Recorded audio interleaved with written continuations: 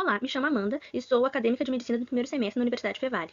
E hoje vou apresentar alguns casos clínicos e os exames de imagens corretos para diagnosticar as queixas dos pacientes. O primeiro caso clínico é um paciente que sofreu uma queda de altura e apresenta dor intensa, deformidade e incapacidade funcional da perna direita, sugerindo uma possível fratura da diástase da tíbia. O método escolhido de imagem é a radiografia, que usa o raio-x, que é uma onda eletromagnética, que transporta altíssima energia, curtos comprimentos de onda, que viajam na velocidade da luz, mas não possuem massa nem carga elétrica. Como funciona o raio-x? A radiografia? Através da corrente elétrica que está dentro do tubo condutor e excita os elétrons e, devido à diferença de potencial, eles se chocam contra uma placa, que geralmente é de tungstênio, e assim é formado o raio-x, que ultrapassa o corpo do paciente e chega até a placa detectora, o detector, na verdade. E assim forma a imagem de raio-x.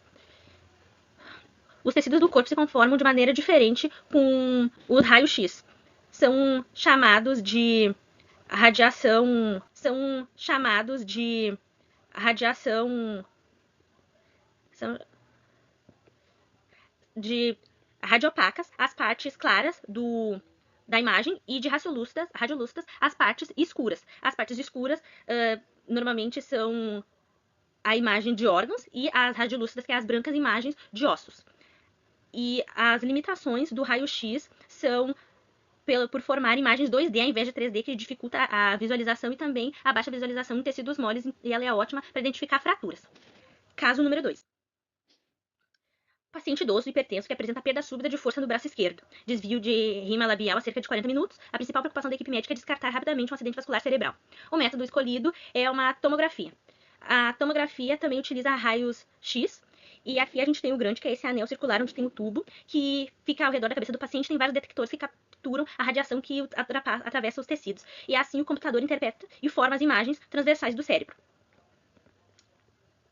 É chamado de hipodensidade as partes mais escuras da imagem formada e que indica a presença de gordura, tecidos com baixo fluxo de sangue, e hiperdensidade a parte branca da imagem, que identifica tecidos com grande concentração celular, sanguínea e ossos. Então, a tomografia ela é ideal para identificar sangramentos intracranianos, e ela tem como limitação o peso do paciente, que o exame suporta em torno de 150 a 200 quilos. Não é indicado para pacientes renais e gestantes. Caso número 3. Paciente apresenta dor na fossa ilíaca direita, febre baixa e náuseas, sintomas compatíveis com apendicite aguda. O exame de imagem escolhido é a ecografia. A ecografia utiliza ultrassom, que é uma onda sonora de comprimento curto, não audível ao ouvido humano. A ultrassonografia utiliza ondas sonoras, que são produzidas pelas cristas piezoelétricas presentes no transdutor, que enviam ondas ultrassônicas para o corpo, e parte dessas ondas voltam, e através disso o monitor forma imagens. As imagens hiperecogênicas, que são as partes claras, indicam tecidos muito densos, e as partes hipoecogênicas são áreas mais escuras, que identificam tecidos com muito líquido. A aplicação ideal para ultrassom é o apêndice e outros tecidos moles, e a principal limitação, pacientes obesos ou excesso de gases intestinais. Caso número 3. Um jogador de futebol sofreu uma entorse grave no joelho e existe suspeita de ruptura do ligamento cruzado anterior. O método escolhido é a ressonância magnética. A ressonância utiliza um campo magnético intenso associado a ondas de radiofrequência. O equipamento alinha os prótons de hidrogênio, em seguida alteram esse alinhamento, e quando os prótons retornam ao estado inicial, liberam sinais, que através disso o monitor transforma em imagens.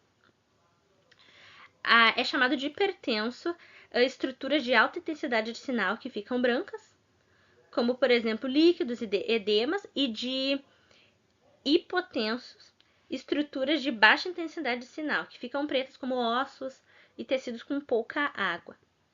A ressonância magnética ela é ótima para detectar cartilagens, meniscos, músculos, e tem como limitação o alto custo e também há restrições para pacientes com implantes metálicos ou dispositivos eletrônicos. É isso.